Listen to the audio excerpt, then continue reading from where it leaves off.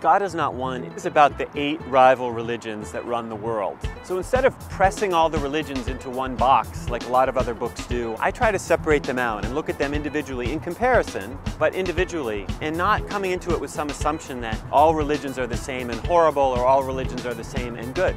The basic premise is that religion matters, that religion isn't just this thing that happens inside our own private hearts on Sunday at 11 o'clock. It's something that motivates people militarily, economically, politically. We need to know something about the great religions of the world in order to make sense of the world that we live in.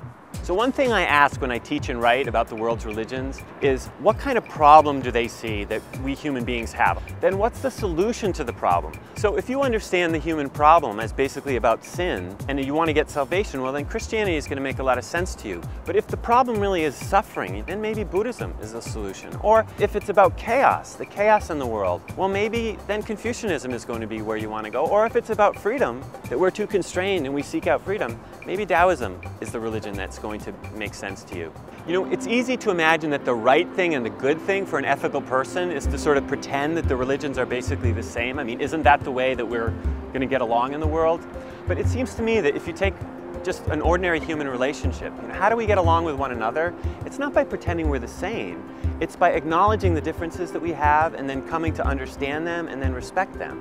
So that's what this project tries to do, is to understand the differences that the world religions have and then to come to respect them instead of having this pretense that the religions are somehow absolutely the same.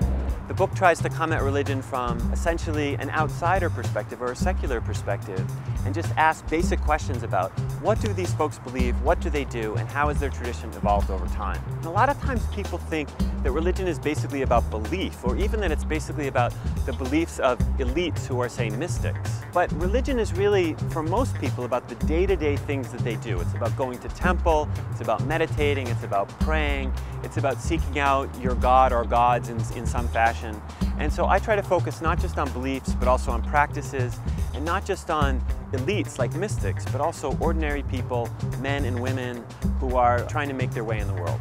This book tries to provide basic religious literacy for people who are curious about the world, want to make sense of what's going on in it, and understand that in the big picture, religion is a huge mover, a hugely powerful influence, both on individuals and on societies.